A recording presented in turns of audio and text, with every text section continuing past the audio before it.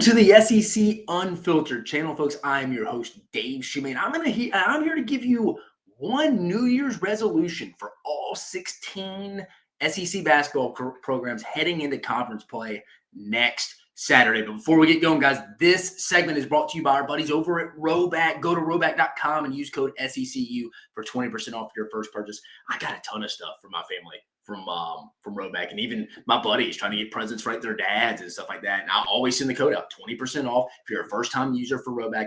Phenomenal stuff, phenomenal material for all sorts of every season of the year. So I go to our buddies over at RHOBACK and tell them your friends over at SEC Unfiltered sent you. Remember, guys, use code SECU for 20% off your first purchase. But guys, a New Year's resolution, let's just define it.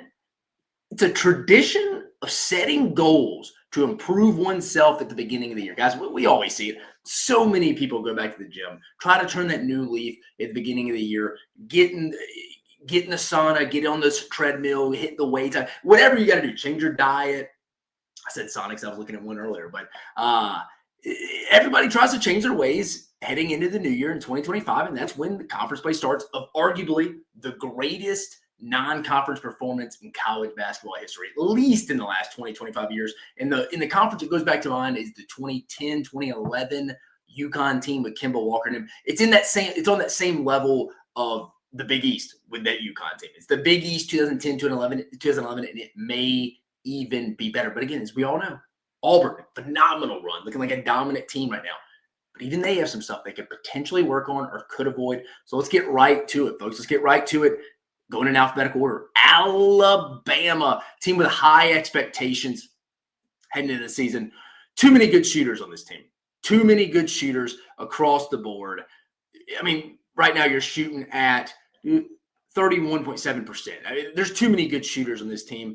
They are what they are right now. This may not be a great three-point shooting team. They're still getting their points. They scored over 100 yesterday. You got Mark Sears, phenomenal shooter across the board. Aiden Holloway has it in him. He can be a good shooter. Chris Youngblood coming back from injury from his time at Kennesaw State and at South Florida. He was a good shooter. You unfortunately lost Latrell Wrightsell, arguably one of the best three-point shooters in the sport. So that's naturally going to bring it down a little bit.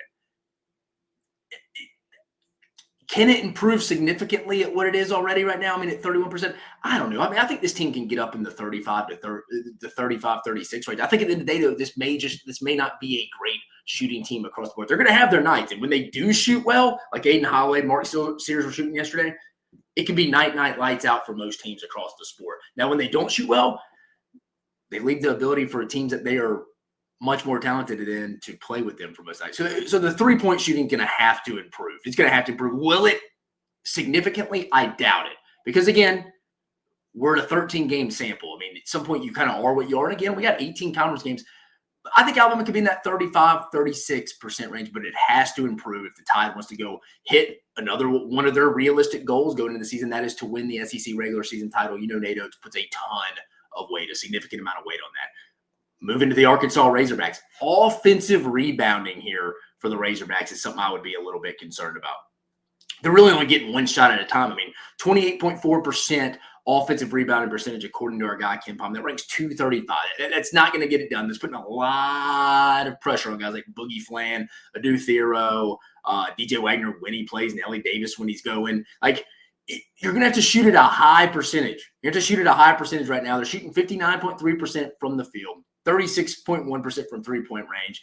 It just puts a lot of pressure. At some point, you're going to have to get some second-chance buckets. I think that's where you're going to have to go make your money. If you're just having to rely on, hey, we got to hit that initial shot, once conference play really gets into the thick of things, and these front courts, it's a lot of by-committee approaches in this league. It could spell trouble for Arkansas down the line. And I think Arkansas is one of those teams that can flip that switch come conference play. There's too much talent on this John Calipari team for it not to happen, but it has to improve as we get deeper into conference play. Like I always say, I break up conference play into 6 3-game pods.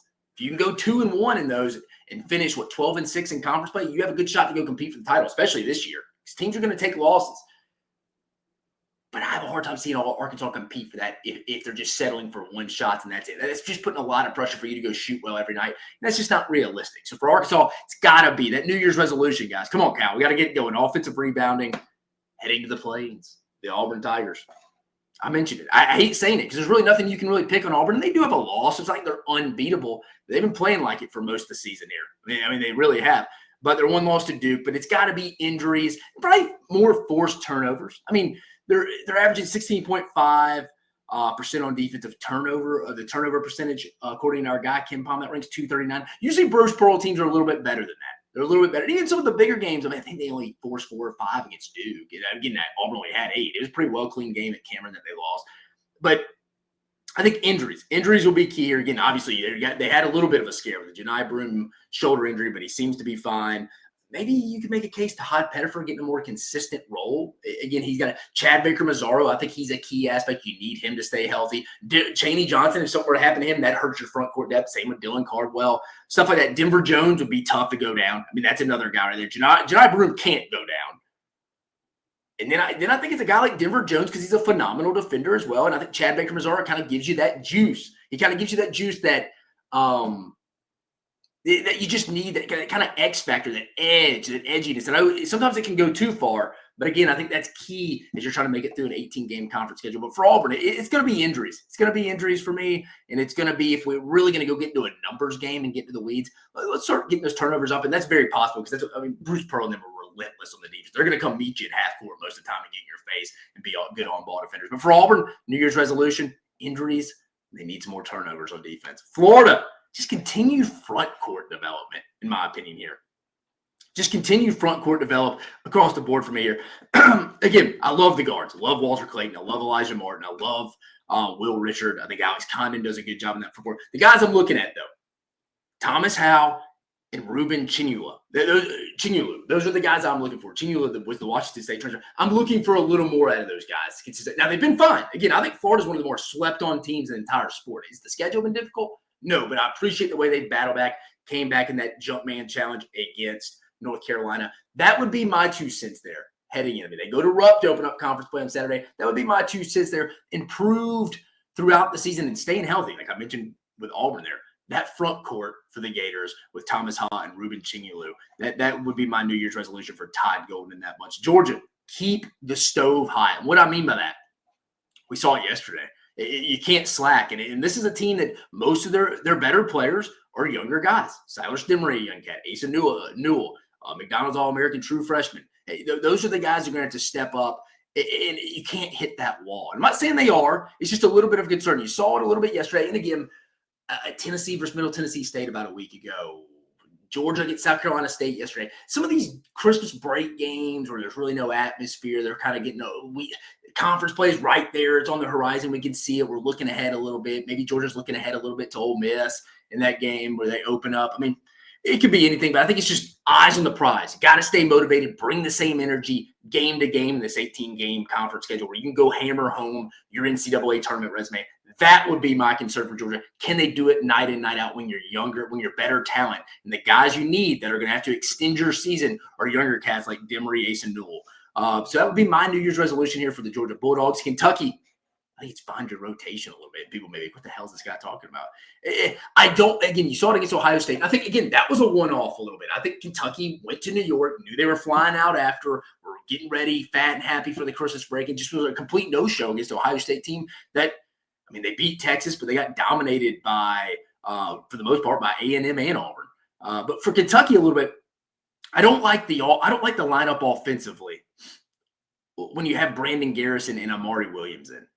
Again, I don't think they've been bad. It's not their fault. That's just 2 out of your 5 contributors on the floor at that time just really bring nothing from the spread out, hey, let's shoot a lot from the perimeter type of game that Mark Pope and his team likes to play. They need to lock that down a little bit. Where do those guys fit into? They need to be on the floor at the same time. Those would be my questions.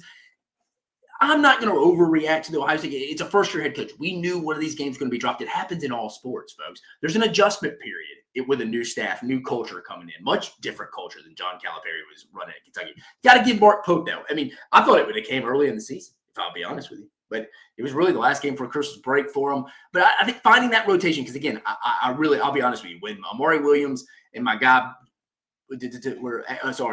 Garrison – are on the court, when Brandon Garrison's on the floor of the Oklahoma State I don't really like that. Offensively, it feels like they're a little bit it's kind of clunky. It's out of sorts to some extent there. The LSU Tigers, it's got to limit turnovers. You go listen to Matt McMahon, any of his Pre-game press conferences, post-game press conferences. He always harps on turnovers, and I know a lot of coaches do, but really LSU, they can't afford, especially with Jalen Reed being out for the season, giving up extra possessions, leaving points on the tables, or I should say on the board. I mean, turnover percentage here, where is it? Yeah, I mean, they're turning about 18.2% offensively here. That's ranks 209 nationally. That's not good. That's going to get you beat. That's where LSU's on that bubble trend right now for a lot of bracketologists. But that's where you go deep right off that. That's where you go deep. And you got 3 winners. Again, those 3 6-game pods. Again, there's no easy game in this league. You get Vanderbilt, Missouri, and Ole Miss out of the gate. You could go 2 in one of those. I think you could. Granted, 2 out of the 3 are on the road, but I think you could. But it's not going to happen unless you limit those turnovers. Ole Miss, where the heck is Matthew Morrell? I mean, where's Matthew Morrell? They signed him to this big name, image, likeness deal, this NIL deal, the Grove Collective, and he's just been a complete no-show in these big games. Even going back to the Memphis game, same with Jamon Brakefield. Like, Matthew Morrell's a little concerning for me right now. Just almost considered in the role player range right now, giving them nothing. If Ole Miss is going to go make a run here and really hammer home their NCAA tournament resume and not fade at the end of the year like they did last year in February and March, Matthew Morrell's going to have to start stepping up because he's their best bucket getter when he can really get going. He's got the most NBA potential. He's one of the more disappointing players I've seen so far in the early college basketball season. For Mississippi State, consistency outside of Josh Hubbard. I mean, we're not reinventing the wheel there. We're not splitting atoms with that one, folks. It's got to be consistent. Can it be Keyshawn Murphy consistently? Riley Kugel, can we get him consistently? Cam Matthews, Claudell Harris, guys like that. I mean, Kanye Clary out for the year, I do believe, or at least for a significant period of time. Who's going to step up consistently and be that guy with Claudell Harris, Cam Matthews, and Keyshawn Murphy? And I think Riley Kugel. Kugel's the guy that has the opportunity. Again, with the Florida transfer, SEC fans are familiar. Had a cup of coffee with Bill Self and them in Lawrence. Need consistency outside of Josh Hubbard. I love what this Mississippi State team has the capability of doing. Open up with South Carolina, get Vanderbilt, Kentucky. I see 2-1 right on that schedule. You get 2 of the 3 at home. Very winnable. But for you to be in the SEC championship race, come probably the middle of February, beginning of February, you're going to need someone to step up in the scoring department outside of Josh Hubbard. The Missouri Tigers, folks, much more improved team. They're not defeated like they were last year. Remember, they went 0-18 last year, Dennis Gates' squad, after having a phenomenal season the year before with Kobe and the boys. But for Missouri, it's rebounding, man. In all their big games so far this year, they have just gotten hammered absolutely on the board. They got rebounded in every big game they've had this year. Memphis, which is a game they let Memphis come back at the end, and Missouri should have won that game. They were up majority of that game. Cal, a solid ACC team. They're okay. Got out rebounded. Kansas, I know they won the game, but they got out rebounded. In Illinois last week, they got out rebounded. They're going to start playing better teams in this league. There's no easy outs. I know I keep saying that. We all know this, the people that follow college basketball hard, and especially in the SEC in such an historic year. That's got to get better, or Missouri may be one of those teams that it's going to fade. And guys, I'm going to tell you, there's going to be someone who fades. It may be Missouri. It may be Ole Miss. It may be Oklahoma. We got a lot of cases for a lot of different teams. This is a glaring issue to me for Missouri, even in their biggest games, even in games they've won against Kansas. It's why Kansas came back at the end. Rebounding for Dennis Gates and his squad, it has to improve significantly for this team. I mean, it really does. Guys like Mark Mitchell have to step up. I think my guy Trent Pierce down low is going to have to be a little bit better from that perspective. I mean, again, it's not the biggest team in the world, but again, I'm looking at guys like Mark Mitchell going to have to be a little better across the board from that. But Tamar Bates, again, he's got been playing for a while. He's going to have to step it up here. Just team rebounding across the board for Dennis Gates, his squad. Oklahoma, got to be that front court improvement. It's got to be that front court improvement right now. I mean, overall, you really have Sam Godwin is about it. There's really not a lot after him. I mean, Muhammad Wagi, the Alabama transfer, he can give you some kind of minutes, but nothing that like teams wouldn't sniff some kind of weakness out. That's my concern for Oklahoma heading in to conference play is rebound. I will say this. We've seen Porter Moser's teams do well in non-conference play and then fade in conference play. Because, again, they came from a really good league, too. It's called spade, the Big 12. Texas and Oklahoma came from another good basketball league. Is it as good as the SEC this year? No. But they came from a good basketball league. They played some of those better Houston teams, and they faded down the stretch against the whole Big 12 down the line. But I say the difference this year, though, to give you something to take home, Oklahoma fans, Porter Moser's never had a score like Jeremiah Fears. So give him that interesting first matchup against Alabama out of the gates on the road. They play Texas A&M and then Georgia. You'd love to go 2-1 if you're them. 1 and 2 may be realistic, though, especially if people just hammer them down. That scares me. That's why I mentioned Oklahoma and that team. It could potentially fade down the stretch because really, I mean, who's the guy you trust outside Sam Godwin? And that's saying a lot there. They got to improve that front court. They got to. South Carolina, someone step up outside of Colin Murray Bowles. Please, someone step up outside of Colin Murray Bowles. I mean, who could – Jamari Thomas, Jacoby Wright. I mean, Nick Pringle, you're not going to get a lot of point production, offensive production from him, but you can get a lot of rebounds. He's got to be a consistent guy. Miles Studi, come on, he's played in the league before. He's been in these wars and these trenches when he was at Vanderbilt. Someone outside of Colin Murray Bowles has to step up because teams are just going to go defend South Carolina and be like, let's just take away Bowles. Let's maybe go after him defensively, get him to foul trouble. Let's sit him on the bench. And that just puts Lamont Paris and his team in a tough spot. May have to play Colin Murray Bowles early in the second half when he already has 3 fouls, but he doesn't really want to because that's his main offensive production. I don't know. It feels like sometimes Colin Murray Bowles is playing with one hand tied behind his back. They got to find another consistent scorer outside of him there. Tennessee, let's get Igor Milicic more involved offensively. I think if Tennessee's ultimately going to hit their a complete ceiling, reach it, and the sky's the limit. Rick Barnes is the most consistent coach in the league, consistently finishing the top 4 year out. I like what Chaz Lanier is doing. Is he doing Dalton Connect? Is he replaced Dalton Connect? No, but he's a phenomenal three-point shooter. I trust the guy's Igor. I mean, it's not always good with Zakai. You can't put the whole offensive workload on him, but I like what Jordan Gainey's doing, but we can't leave out Igor Milicic. I think if they're going to hit their ceiling, win the SEC regular season, it's got to be because of Igor Milicic. And I'll be honest with you right now. Don't hate me, Tennessee ball fans. I have some questions if you can sustain this offensive performance through the conference play. I do. And I think it starts, if you want to see that improve, that it starts with Igor Milicic. Do not forget about him, especially, I'm telling you, he's going to have to be good offensively if Tennessee's going to win this conference. Texas, I feel like a little bit, some of the same stuff. It's front court production. I mean, outside of Arthur Kaluma, there really hadn't really been much. Caden Shedrick had a decent game against Ohio State in the opener in early November. But outside of that, we hadn't seen a lot from him. They need more out of him. He's been quiet in their biggest games. I mean, I'm looking at it now. UConn, NC State, Syracuse, just not a lot of points, not a lot of production in the rebounding side of things. They need some more stuff. Again, 11-2. It's not all bad, but when you watch Texas, it just kind of feels like it's the Trey Johnson show in the backcourt, and it's the Arthur Kaluma show in the front court. That's really it. Not a lot after him. Larry hadn't given a lot of production, and certainly Caden Shedrick, who transferred from Virginia, and I'm been a little disappointed in his play. He's got to step up. The front court needs more production outside of Kaluma. Texas A&M, I feel like it's kind of the same song and dance every year for them. The way they kind of play a YMCA kind of like up-tempo, and again, because they got one of the better scorers in the league, high-volume shooter and Wade Taylor, and sometimes it becomes the Wade Taylor show. Limit turnovers. That's what you got to do. And again, I know you like to get up court, shoot. Let's get a lot of points off missed shots, offensive rebounding. Kind of the opposite of Arkansas, for being honest. But they got to keep the turnovers down. They got to keep the turnovers down. According to Kim Palm, they're turning the ball over offensively at a 19% rate. I mean, that can't happen. Again, I get it. With Wade Taylor, this is going to be what it is. It is what it is, but they got to limit those turnovers.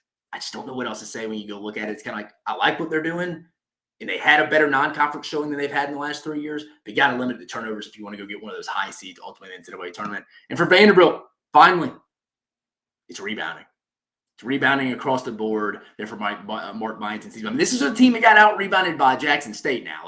Let's don't confuse it. When I say rebound, I'm talking about defensively.